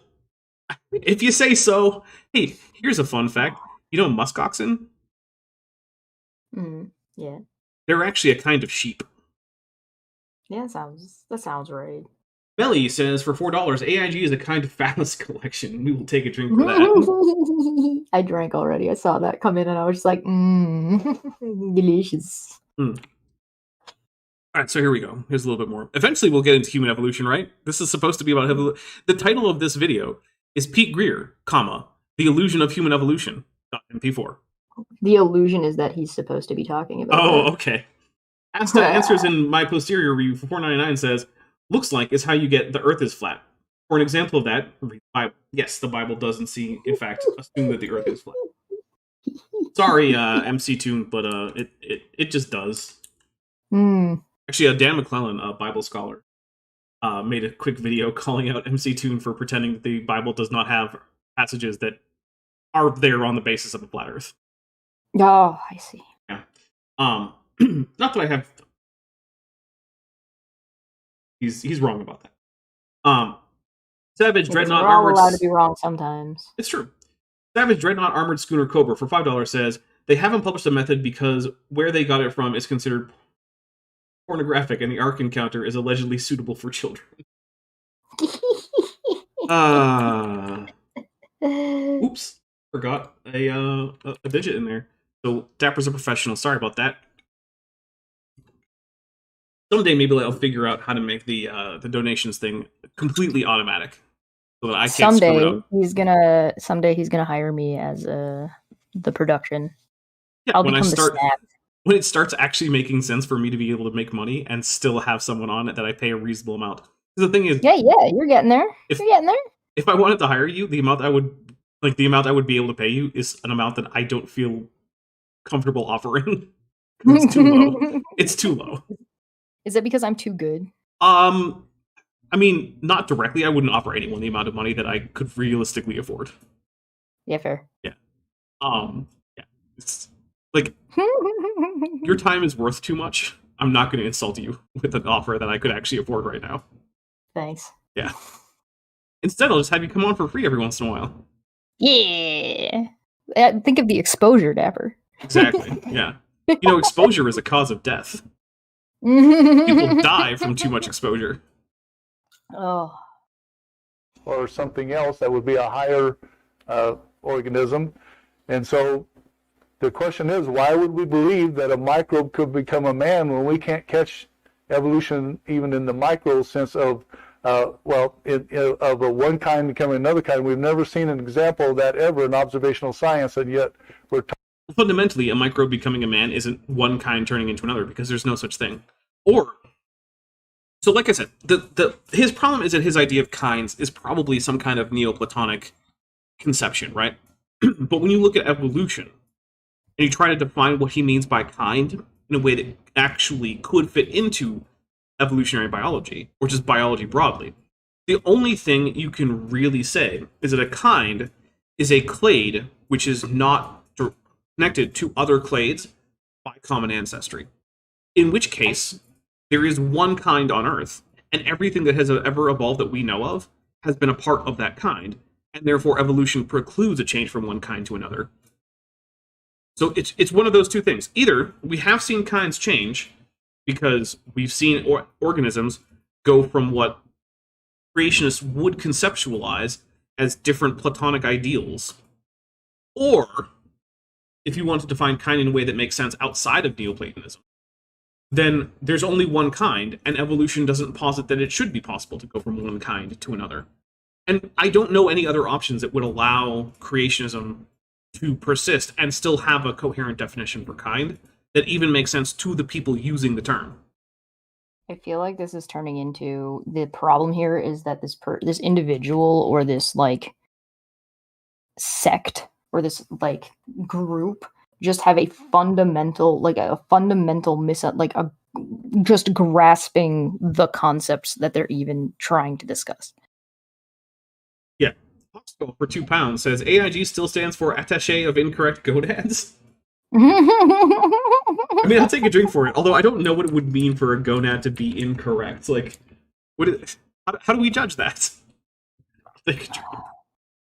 Like, if you were to ask yourself, like, are my gonads incorrect? I'm not even sure how I would answer yes or no. Like, they just are what they are.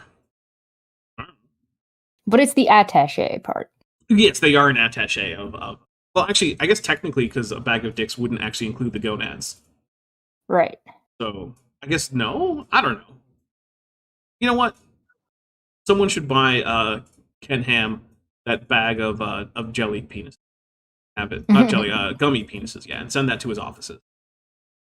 Say, thank you for all your hard work. Nothing makes me think of you more than this. Make sure that when he opens it, it's going to spring forward a bunch of glitter. Ooh. Yeah. Glitter bomb. Don't actually do that, though, because, like I've said, sending things to people that they didn't request is kind of harassment, so I don't actually do that. It's just fun to think about. In Minecraft, send it to his Minecraft house. This Minecraft server?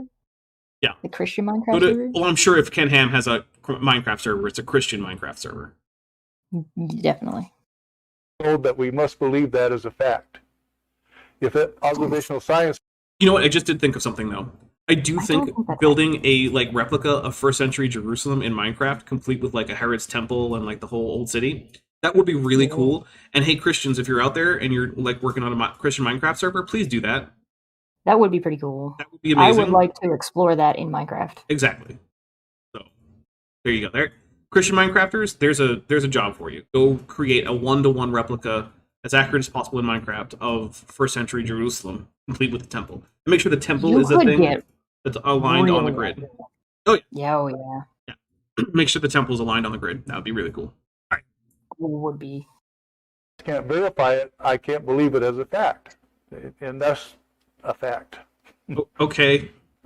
Huh? This is the superbugs, the bacteria that can live in the operating room.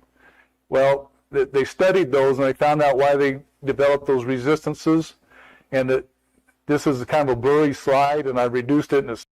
Okay, so you're talking to us about antibiotic-resistant bacteria. Okay, sure. He's literally saying that they changed, that they gained information because they were able to survive something that they weren't able to. He's going to have an excuse as to why it's a loss of information. Just you watch. Yeah. It says in what provided the resistance: a loss of activity, a loss of regulatory protein, a loss of protein. Loss of poutine. Is that like a loss of poutine? Did the bacteria get rid of all their poutine? No, that's a crime. It is. Those poor bacteria. Yeah, what are they going to do now? They're going to have to get their potato and cheese curds and gravy somewhere else. Oh, so sad. Yeah.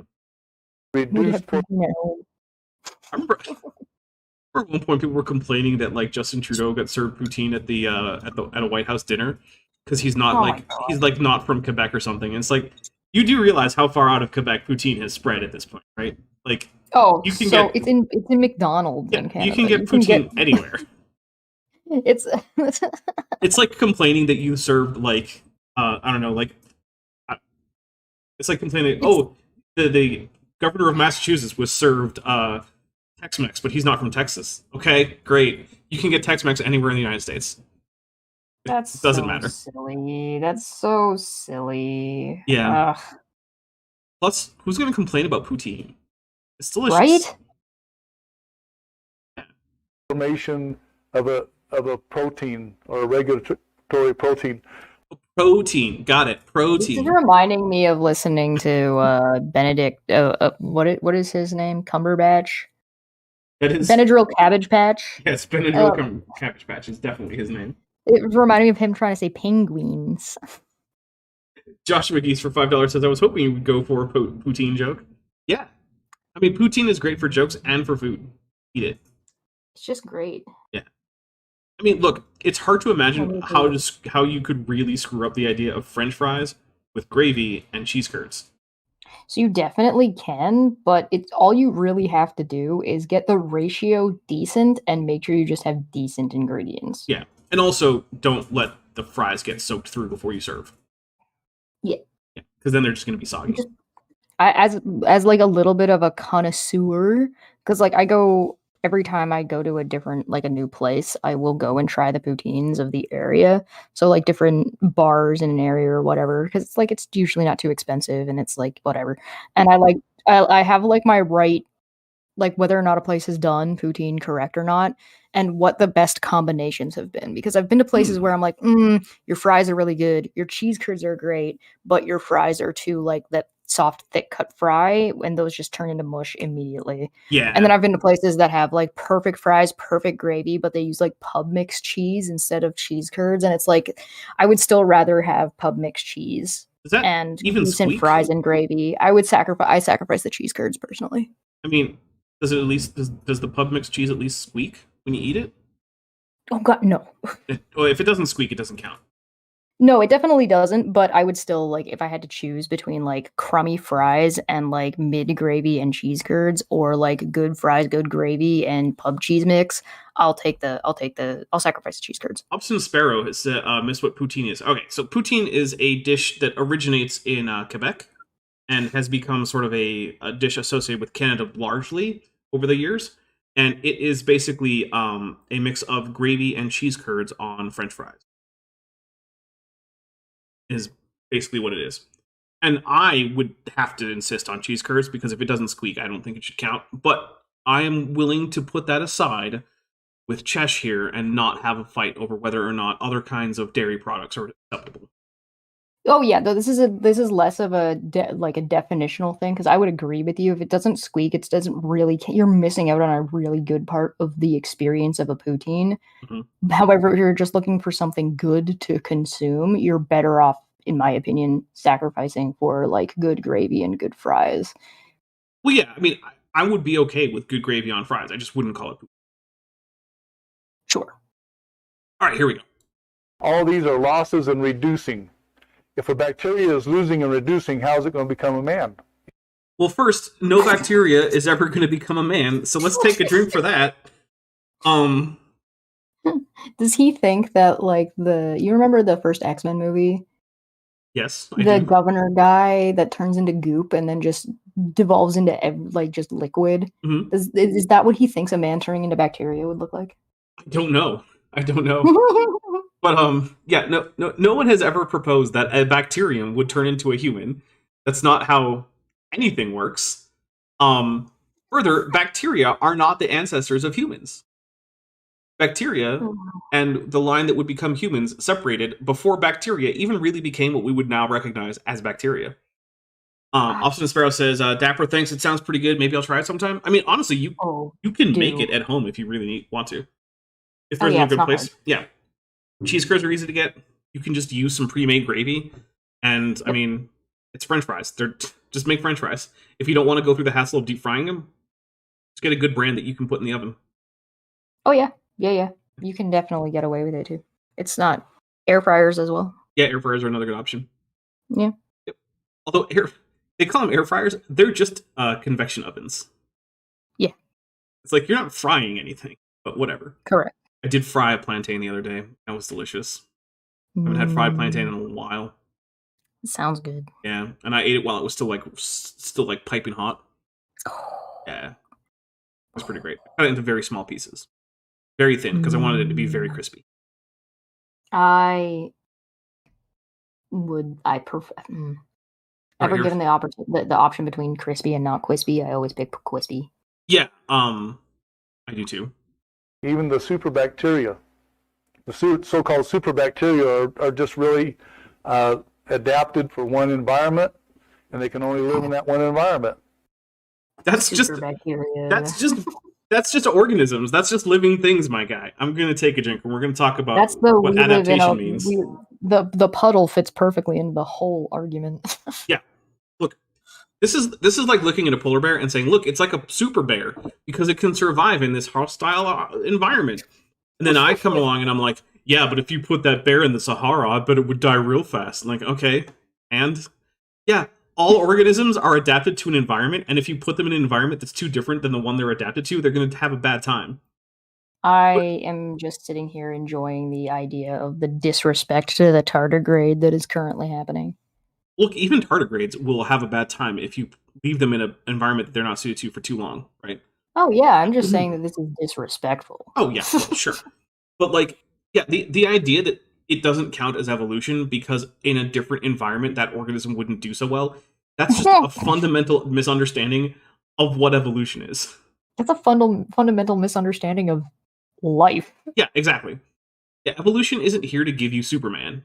Like, that's not a thing that is expected. Evolution is all Here's about my trade-offs. gamma radiation. Yeah.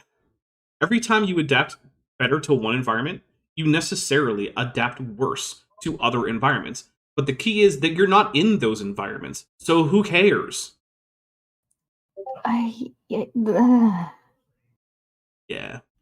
Can we blame Superman for this? This is Superman's fault? I mean, we can. I'm going to. I'm going to blame the Cavalrine, Okay. which is Wolverine, played by Henry Cavill. Which is a real thing, by the way. Yes. Henry Cavill has played Wolverine. I am very happy about it. So, once again, we don't see evolution there, even though evolutionists will say that having a super bacteria is example of evolution. It is not.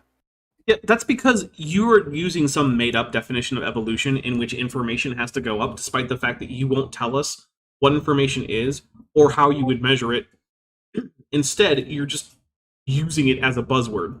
What evolution actually is when any population has a change in the frequency of the variants of which genes are in the population, called alleles, over the course of a generation or more. Did that happen to those bacteria? Yes. Then they evolved. I don't care what you have to say about the information involved. It doesn't matter. I don't care what you have to say about the fact that they became less well-suited to other environments. Also doesn't matter. Did that population have a change in allele frequencies over the course of a generation or more? Yes. Therefore, they evolved. Oh, it's Carol Danvers' fault? Maybe. It could be both. Ooh. All right. I like the idea that this guy is like, but see, if we close our eyes and cover our ears and never shut our mouths, evolution doesn't exist. So Manya thinks we're drunk. I wish. I wouldn't call myself drunk. I'm definitely not like completely sober. I shouldn't drive a car. I am not even halfway through my drink yet, so I did start late, to be fair. You did. You started like an hour in, like a loser. I'm kidding. True. I do not enforce. You're right. No, I'm not, because people don't actually have to drink when they come on here or when they watch. It's just for funsies. Yes. Dapper Dinosaur. This only applies to me. Oh yes, you in particular obviously are a loser, but other people aren't losers, and it doesn't have anything to do with the alcohol. So. Right. Yeah. Dapper Dinosaurs as a channel and as me as the guy, we're totally supportive of people who opt not to drink. Yeah.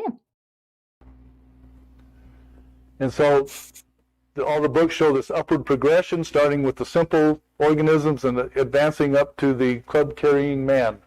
Well, club-carrying man. Okay. I don't know what that means, but sure. Like a golf club?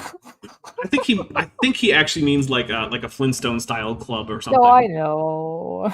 Which is like, okay, that's a weird way to put it. No, like the club, like the type of card. Also, I've been looking into Paleo Mythic, which is one of the RPGs on my wish list, because it's a Stone Age like low magic fantasy RPG. Yeah, where like you're a bunch of cavemen with like stone tools and whatnot, and you have to go fight against like mammoths and smilodons and other tribes and whatnot. Lord. Yeah. Which also I'm interested in Pangea, which is a Stone Age 5th edition setting.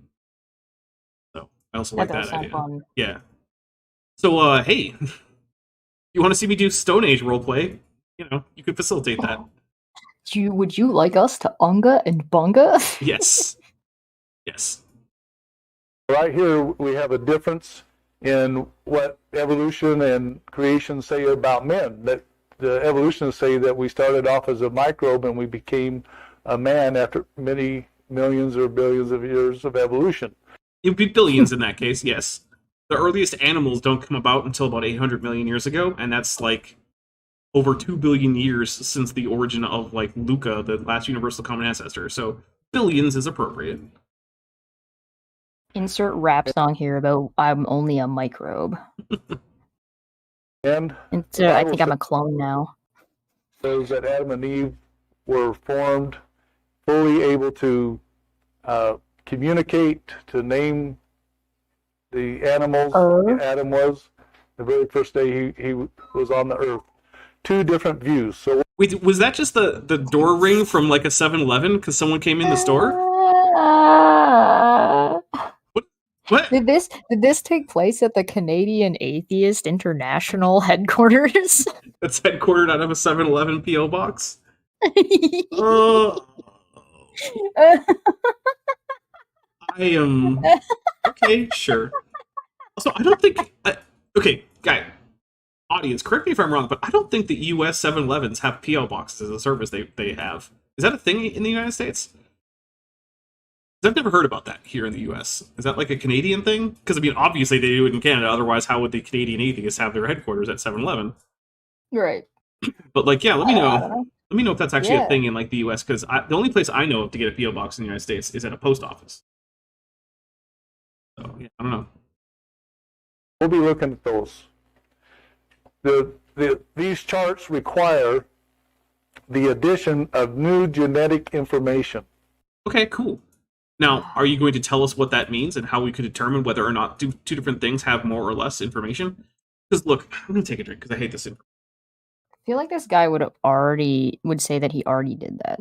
I mean, probably. But like, let's say I told you like, oh, hey, look, your rocket isn't going to be able to get into orbit of Mars. And you're like, why not? And I say, well, you don't have enough delta V. I can tell you what that means, right? You might not understand it off the top of your head, right? You might not know what delta V means. And I would be able to tell you how you can calculate delta V, how you turn that into like fuel volumes, using the rocket equation to determine how much delta V you have, given different rockets and their performance at different elevations and all this stuff.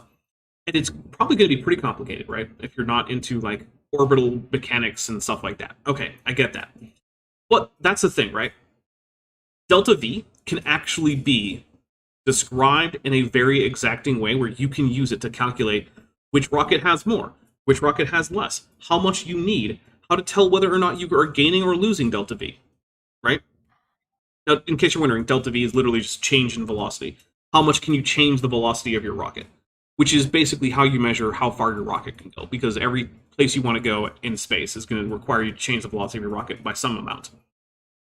So...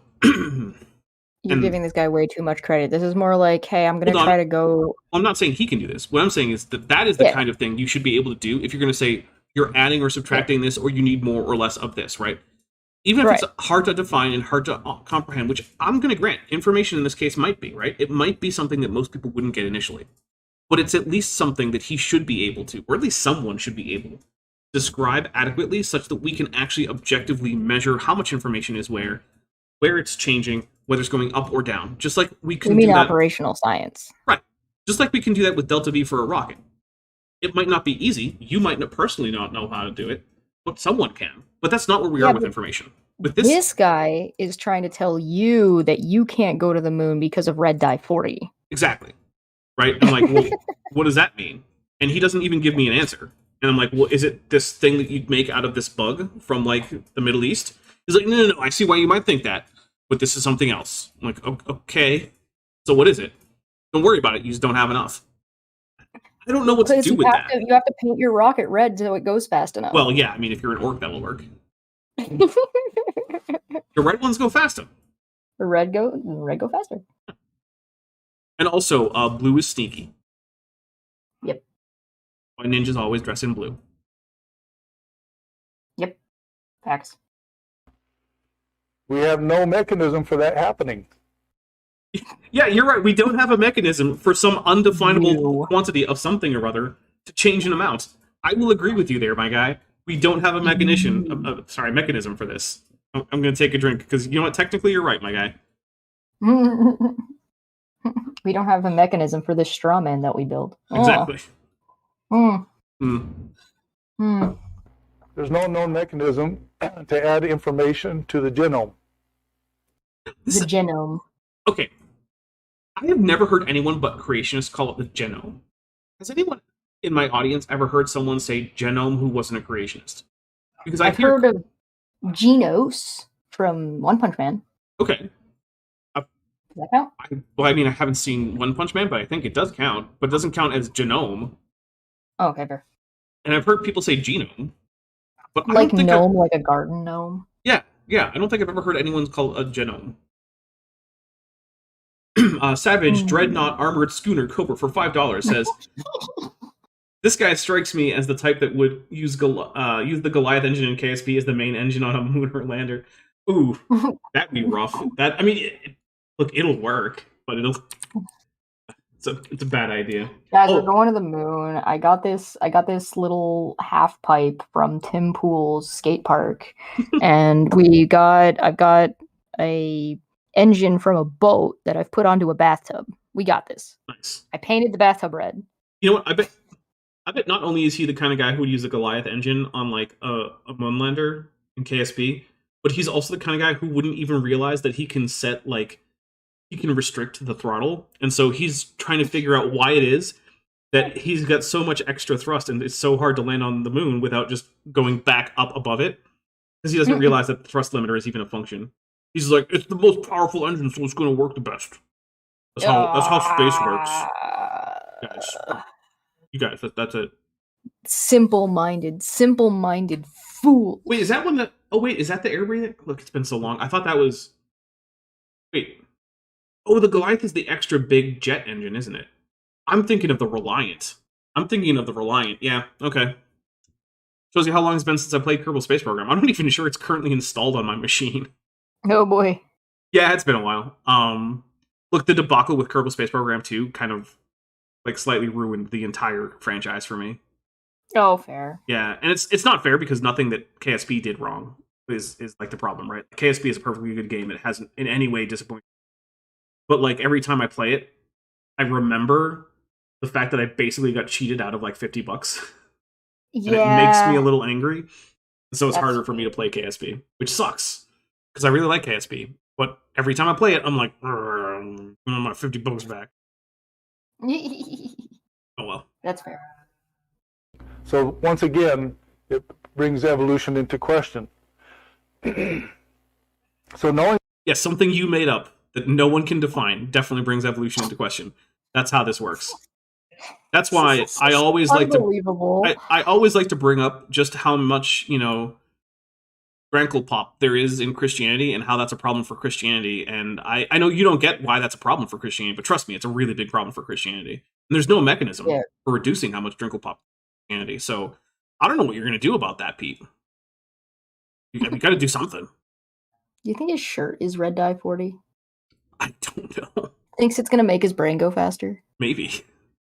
But the thing is, if your brain is interfering with the audio. The thing is, if your brain is going faster, but it's still just doing dumb stuff, that just means you're doing dumb stuff faster.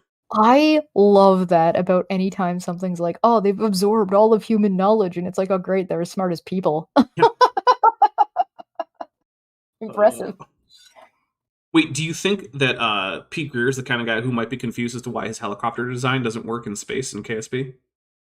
Oh, yeah.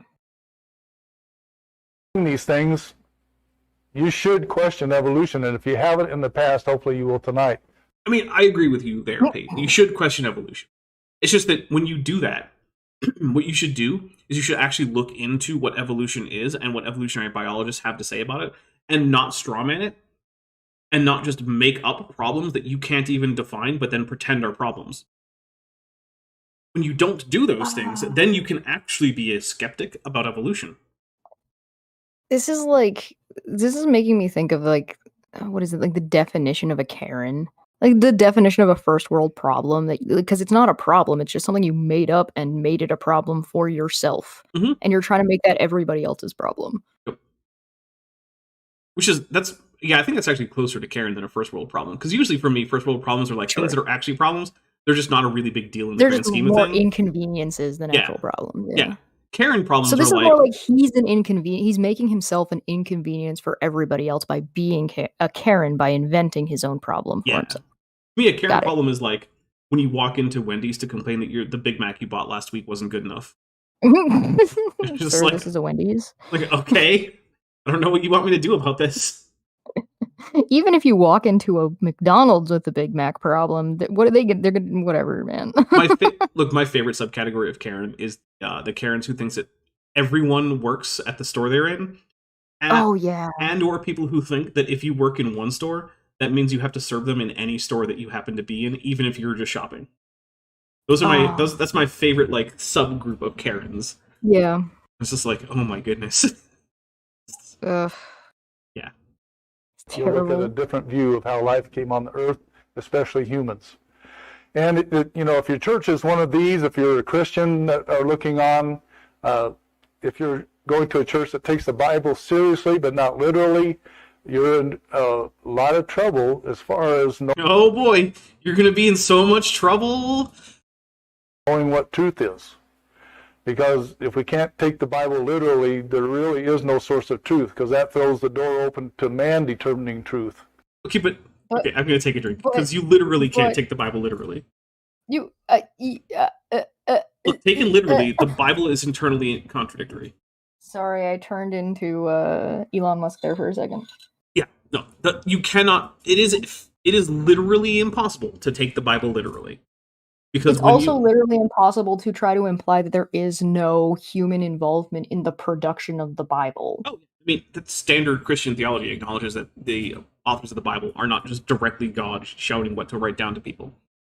Well, and even if you do take take literally the handful of people who authors who said that they had a vision or they went to heaven or whatever, and then they wrote down their experience, or an angel came to them to tell them what to write in the Bible, there is no like actual delineate. You still have to rely on human interpretation between point A and point B.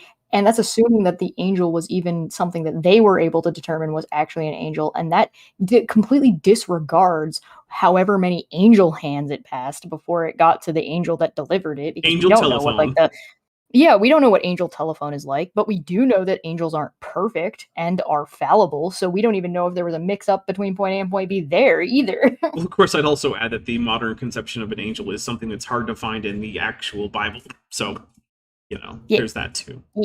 Yeah. And whenever we do that, we get everything under the sun, which is what we have in today's world. I mean, hey, did you know that the things under the sun are real? Just gonna put that out there. Where's that? There's that probe, right? That went out and it got past Saturn recently. Do we know how far out that probe is? I mean, I'm sure that humans do as a collective. I don't personally. I just said my point is that like at what point is it no longer considered under the sun? Never. As long as the sun's light is going to reach you, you're still under the sun. Okay. That's what I'm going to It'll be a while then still. It'll be never until the sun like dissipates into a tiny little white dwarf. One day. I believe you can take the Bible literally, and okay, but you literally can't. So good for you. I'm going to take a drink. That is the source of knowing what good and evil are, and it's also a source for knowing the precepts for living a healthy and joyful life. Well, we have secular... Yes. Remember, everyone, if you aren't a biblical literalist, you're miserable. That's the only option. There are no happy non-literalist Christians. There are no happy people who don't take the Bible seriously. Sorry, you're a Muslim? No, you're not happy. You're a Buddhist? Not happy. Atheist? Not happy. Not possible. Heather Evolution of Forks Coon for $4.99 says Delta V is a proxy for amount of spaceship fuel works because spacecraft don't lose speed when they stop burning fuel. Yes. Yeah, there are actual good mathematical, scientific, engineering reasons why Delta V is the measurement that you want instead of just how much fuel you have. Because there's other things too, like you can create an effective change in your velocity as a result of things like gravity assist and whatnot, which doesn't actually affect the Delta V on the rocket itself. So, yeah. Sorry, go ahead, Josh. I stand by that everything is relative. Happiness is relative. Not just subjective. It's also relative. Yeah, that's true. Although there are definitely people who are objectively unhappy. Oh, yes. But they're objectively unhappy relative to your understanding. Like that kind of thing. Yes. There's layers. There's layers. Savage Dreadnought Armored Schooner Cobra for $5 says, are we saying the sun will eventually become Chesh? Maybe.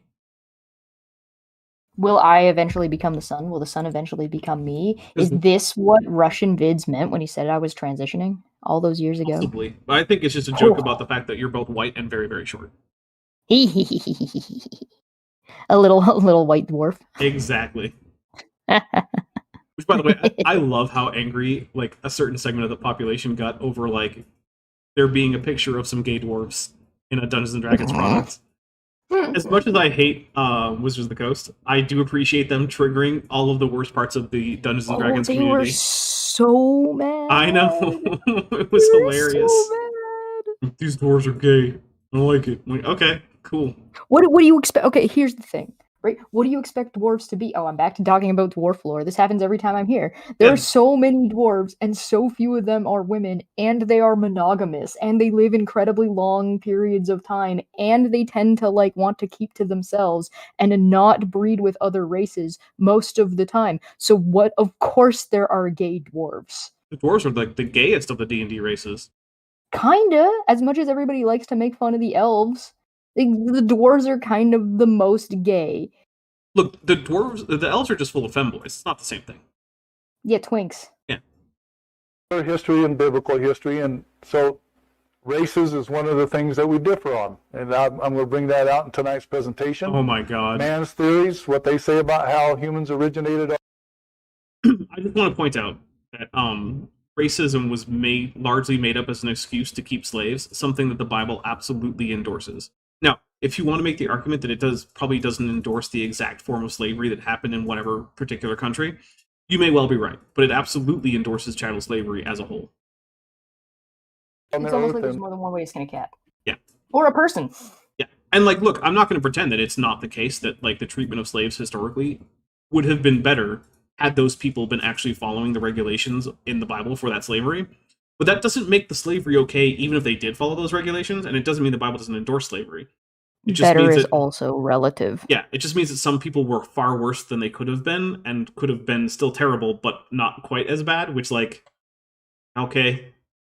It's like, hey, if the Holocaust had only killed 10 million instead of 11 million people, that would have been better. Yeah, that doesn't mean that it would have been good, though. Still, subjectively better. Yeah, like, still pretty bad. Relatively. And then the biblical history of how they originated. And, we live on the planet of the humans who believe they're related to the apes.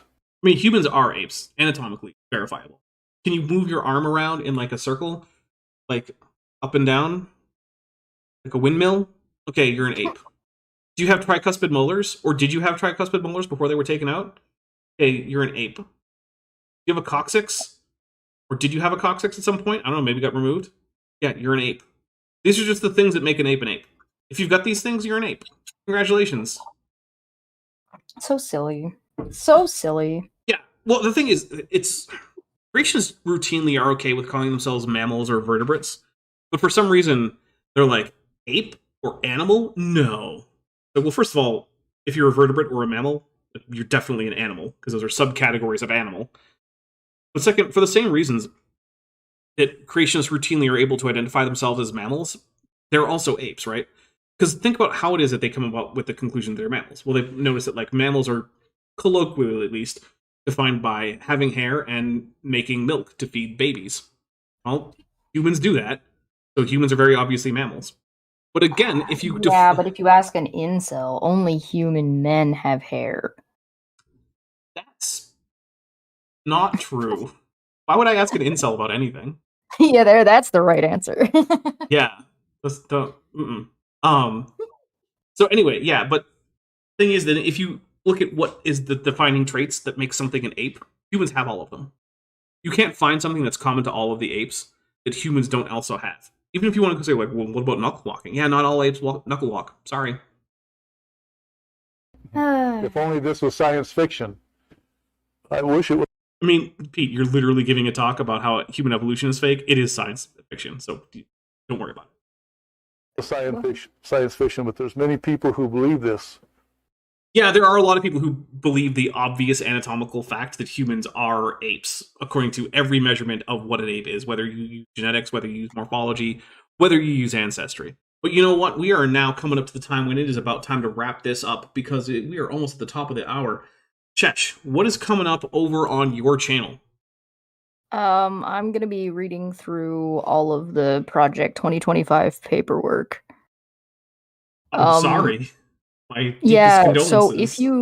if you want to know, I'm sure lots of people know about it, and I'm sure lots of people know why it's problematic, but I feel like very few people have actually read it. Hmm. So I'm gonna do the work for you. So if you just want to speed me up after I'm done and go through it really, really quickly, so you all actually know what the information is, so you can argue it effectively, feel free to come on by. I'm also catching up on like the Logan Paul lawsuits because he's in Oh, trouble jeez. with the Ontario government, and I think that's Really? hilarious. I didn't know about that Yes. part. Okay. Yep. Yeah, Logan Paul is and his company Liquid Marketplace is in trouble with the Ontario government for having a layered fraud scheme. Wait, So is it's he very, very funny. Yeah. is he from Ontario? No. For some reason, I picture him as living in California. Yeah, he was like a Disney kid. Okay, but Yeah, he's not from he's Ontario. His but he's company doing enough. operates there though. Oh, Yeah. okay, yeah. All right. Yeah. So he's getting in trouble because he's an owner and a co-founder of the company. Okay. So it's very, very, very funny. And I'll be gonna give a brief listing of all the current Logan Paul lawsuits, which are Jeez. surprisingly large number. Well, It's more than you think, and you probably already think there's fair. a few. Yeah, I feel like there's probably like 5 or 6. I'm probably off, right? Yeah, so come and join me for that. I'm All also right. doing more art. I've been setting up my new desk area. So if you just want like just cool, cute art stuff, I've been drawing a bat, like a little cute bat right now while we're doing this. I'll be posting that soon. But if you want to see art get made and do art stuff and just hang out and be chill, I'll be doing that soon, next week. All right. Well, coming up on this channel, we've got on Thursday. Oh, sorry, no, we'll go with Tuesday because today is Saturday. Yeah. Tuesday. Matt with Maddie is the plan. Which does mean that over the course of this weekend, I have to watch a disappointing amount of Matt Powell. But if you have a video from Matt Powell that you think we should cover, direct message it to me because I will take a look. And if it's one I think we should cover, then we'll cover it. So that should be at 6 p.m. Pacific, 9 p.m. Eastern on Tuesday. Wednesday, I do not have anything. I am going to, though, be trying to schedule a session 0 for the upcoming Star Trek Adventures Let's Play that's going to be on Top Hats Off. I don't have a schedule for it. We're just getting this session 0 set up for it, so that's still going to be a little bit ways in the future. I do have some people who've made characters. I've got at least one person who has at least a partial costume for it, so, you know, there's that. You will also almost certainly recognize at least some of the names of the players. So some of the people who've expressed interest are either viewers on the channel or, in a couple cases, creators that you might be familiar. So Definitely not me. Yeah, definitely not Chesh. Chesh, I wouldn't let Chesh in my Star Trek game. Pay no attention to the one Star Trek game that's already up on Top Hats Off. I don't know what you're talking about. Yeah, nope. Don't worry about that. Don't worry about it. Let's see. Then on Thursday, we're going to be doing VHS Pseudoscience, which is part 5 of my look at the Muslim Lantern and Sabor Ahmed's take on evolution. So it's sort of the grand finale, and I definitely based the thumbnail on the poster for the VHS movie, the original VHS horror anthology, which is pretty fun if you go check it out. Don't worry, Murphy isn't real. Murphy can't hurt you. Then on Saturday, we're going to be following up with this. I will probably invite Gutsa Gibbon. I don't know if she'll be able to come, but yeah. Hey, yeah, also don't forget next Saturday we have the tavern. Oh yeah, and we have a tavern next Saturday, which I definitely remembered and didn't completely space on. Don't worry. If you want to hear Dapper's opinions about politics, which are pretty strong and also hilarious, I mean, depends on what my mood is as to how strong and how hilarious they are. Nah. It's just how brazen you are about it. Well, that corresponds, and yeah. if they give you a bunch of drinks here right beforehand, it's always a good time. Yeah. It's very funny. I definitely recommend. Send him more super chats so he comes over to my channel immediately afterward, like just ready to rock. Cool Punk, half dog, half canine for $5 says, "It's great to have you and Chesh on the same stream because you're both unhinged in your own unique way." Thank you. I appreciate that. Thank you. All right, guys. So We're going to get out of here. If you are interested, I'm going to be doing 4 episodes. That's going to be episodes 5, 6, 7, and 8 of Power Rangers Operation Overdrive as a watch party over on my Discord server. And yes, Operation Overdrive is indeed one of the Power Rangers seasons of all time. One of the Power Rangers. Mm-hmm. Well, it's one of the Power Ranger teams, right? It's like multiple Power Rangers underneath the umbrella of Operation Overdrive. Anyway, we're going to go to the end credits. I'll talk to y'all later. Have a wonderful rest of your weekends. Something about Unhinged. Hey, before you leave, I just want to take a second to thank my patrons and channel members, especially those pledging $20 or above. Ben Tovand, Tapioca Weasel, Whispers, Ella Runteller, Horseflesh, Ian Chen, Kelvin Brostock Van Manen, Landon Knoll, Mabdy Babdy, Wallace, John Ackerman, and Strawberry Vein. It's because of my channel members and patrons whom you're seeing on screen that this channel can stay afloat. Without you, it would all shut down. If you want to join the team, there's a link to join the channel below this video, and there's a link to join the Patreon in the description. On the Patreon, you can get a 10% discount for pledging annually, and either way, you get early access to virtually all of my scripted videos, often 3 to 5 months before they come out for the general public. Thanks for watching.